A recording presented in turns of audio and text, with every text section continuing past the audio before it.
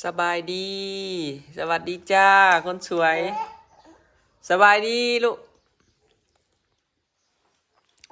เฮ้ยแล้วได้เอานี่ก็เขาอีนังมาจุกนะมาจุกมาบุรุษกะยานี่กินข้าวอามัม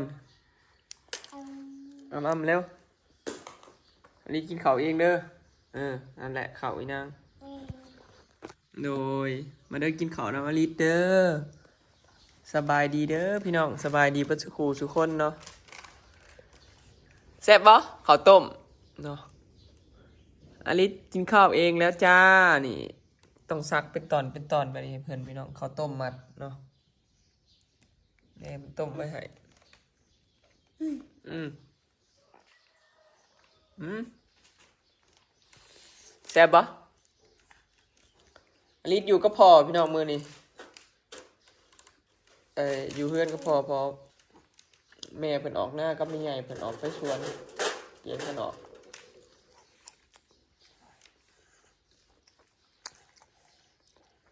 เพิ่นนอนหาก็ตื่นพี่น้องบอยครับสิได้กินข้าวเที่ยง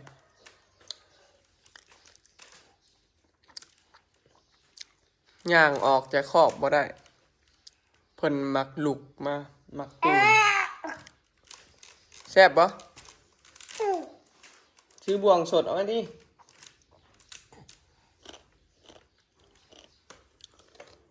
แซ่บบ่กินอีกแม่ข้าวต้มนะ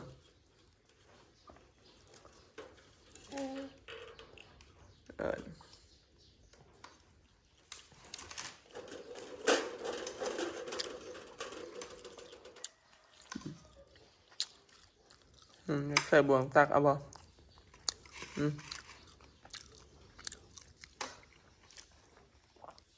มือจับเอาลูกมือจับเอา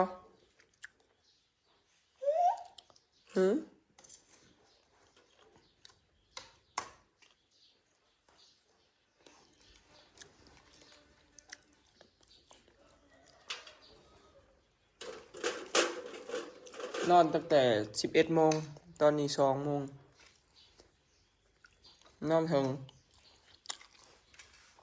ขณะนอนเฝ้าเพิ่นนะนอนถึงพี่น้องบ่ให้ลุกไปเข้าห้องน้ำมากก็ยังตื่นหายห้องท้องแตกคือนอนบนรับนี่แหละเพิ่นนะพอแม่บ่อยู่ปุ๊บนี่หายเลยคือหูขนาดมันแซ่บปะแซ่บปะ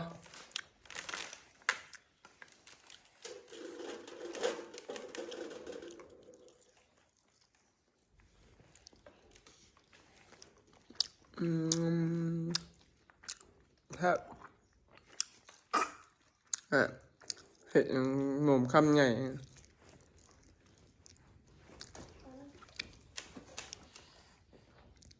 อันนี้เป็นกับข้าวบอยพี่น้องกับข้าวเที่ยงปิ้งตั้งแต่เช้าอันนี้กระสมผักที่เอามาเทือนนั้นแม่บ่เล่ละเก็บผักเมื่อให้แม่บ่เล่คั่นให้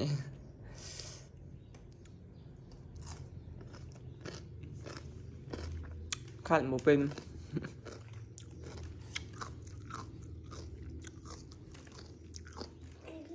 วันนี้อยู่กับหมาน้อยจอมซนมาพอจีป้อนมานี่แซ่บดิดเบิ่งนี่อ้ำแล้วอ้ำแล้วอ้ำกินข้าวเองบ่อยากเป็นปานใดเด้อต้องให้เขาป้อนหน่อยเอ้ยอย่าออกมาได้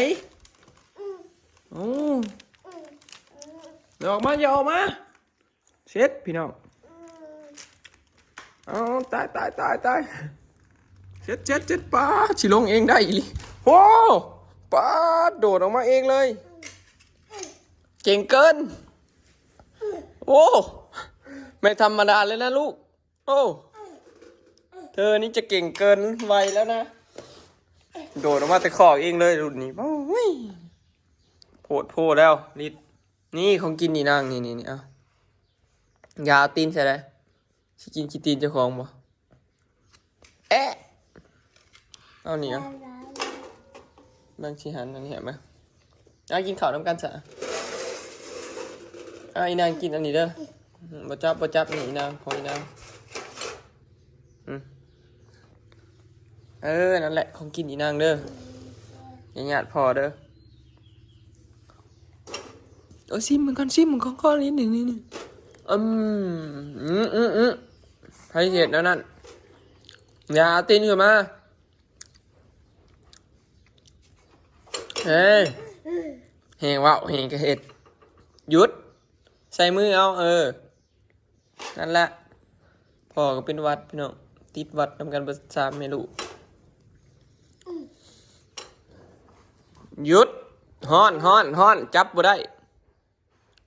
มันฮ้อนอย่าเฮ็ดเฮ้ยสิเป่านั่นนะมันฮ้อน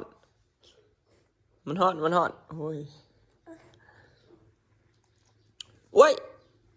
คายละบาดโอ้ยตายโลดบาดนี่พี่น้องไปเบ่งขี่อยู่ในผ้าห่มผ้าม่านนะพอกินข้าวปุ๊บเบ่งขี่เสร็จปั๊บโหลดแม่นบ่รู้เสร็จบาดนี่ไผสิล้างก้นให้มันฮ้อนหยุดไปเบิ่งดูไผมานะยางไปซองมึงดูไปเบ่งขี่ไปเบ่งขี่ลี่อยู่ในผ้าม่านพี่น้องไปนั่งย่ออยู่ใส่จะได้ไปต้มน้ำมันให้เพิ่นแล้วบัดเฮ้ยไปแล้วคนเดียวมาเด้ออย่าไปขึ้นได้นะมาลูกมาโอ้ยมาแล้วคมเลยอยู่นะว้ายตาย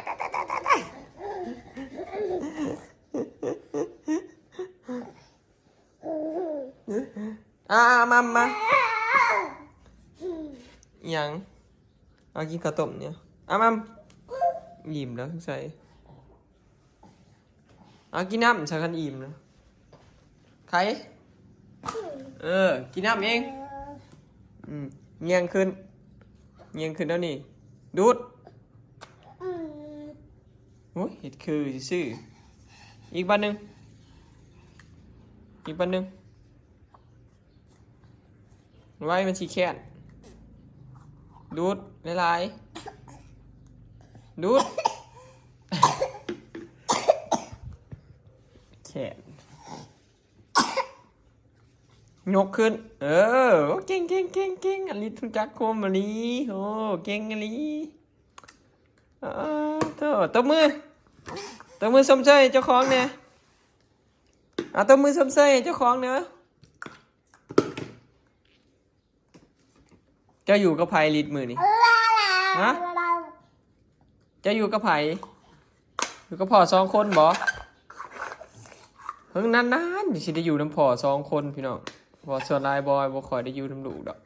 แต่ละมือส่วนลายมีแต่ออกหน้าเกลือโมเฮ็ดเวียก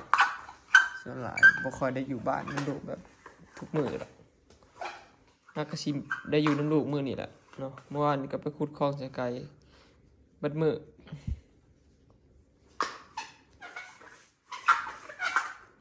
นี่ก็เลยเปลี่ยนแม่กับเมียเพิ่นออก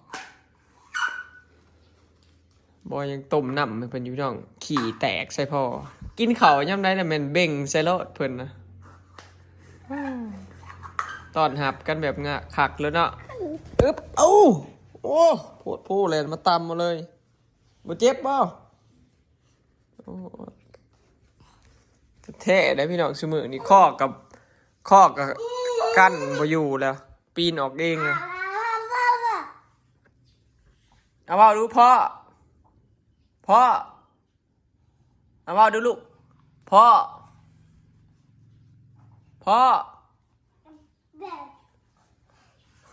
แม่อันนี้ก็ยืดเทิงเลยเด้อพี่น้องเลยยังที่ไหวมินนี่เซ็ตเพิ่นเบิดเนี่ย ขี่แล้วมันมากี่เกือกชั่วโมงโอ้โอ้เบิ่งในความสะอาดเพิ่นอยากเพิ่นยื้อบ่เทิงคลองนั่นน่ะเพิ่นก็มาขึ้นปีนเหยียบเฮาแล้วก็แนมเบิ่งซองเบิ่งมาพี่น้องเบิ่งความสะอาดเพิ่นสิซ้ำเพิ่นซองมื้อแล้วก็ยังไปหายื้อเอาเด้อเนาะหยุดนั่น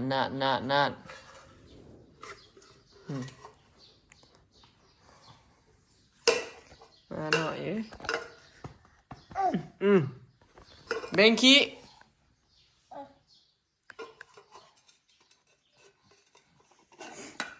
อยู่น้ำกันอยู่นี่แหละเฮานะคำพลเมย์เพิ่นจะคิดให้เขามา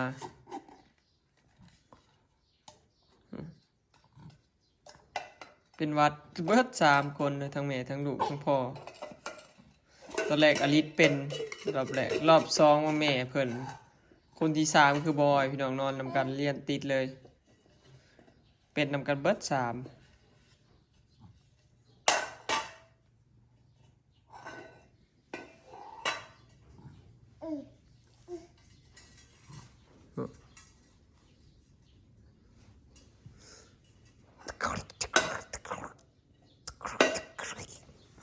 เอาสตาร์ทบึนๆดูเอาเสือเรืองใส่กับส่งเสือเรืองกับรถเรืองแบบนี้เขากระนำลำยิ้มบัดหนึ่งเนี่ยเขียวสี่เหลี่ยมมันหันมากล้องเลยยิ้มหวานดูแบบกระตุกจิตกระซากใจลิบหันมายิ้มเร็วหันมายิ้มใส่กล้องเร็วเอาแบบกระตุกจิตกระซากใจดูยิ้ม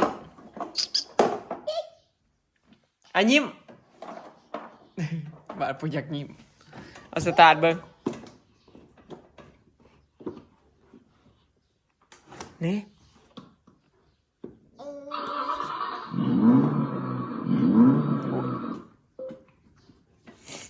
พอได้เล่นรถนี่แหละแต่ละมือกดแกแต๊ดเลยเปิดเพลงนี่ปอยอย่าบีบแก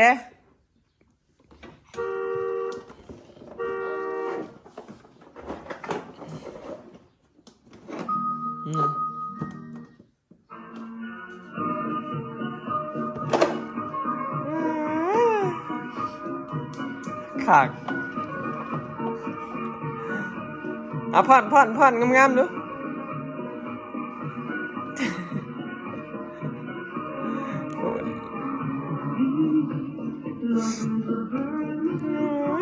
จังเป็นหมากพ่อน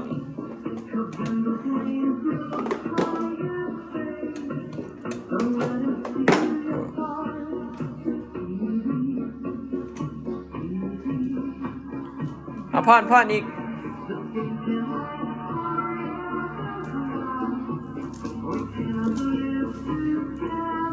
จับเกิบแล้วนะบัน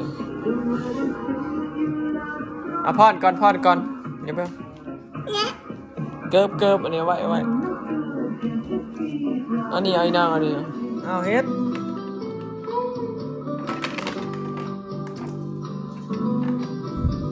แบดบอยเบิร์ดแล้วพี่น้องเนาะคลิปนี้ก็สิขอเก็บภาพบรรยากาศไว้สำนี้เด้อพี่น้องเนาะโหทูจ้าแล้ว ไปแล้วพี่น้องสบายดีหันมายิ้มไปกล้องวันหนึ่งยิ้มหวานป่ะไปใส่ไปล้างก้นบัดนี้ ไปล้างก้นขี่เต็มส่ง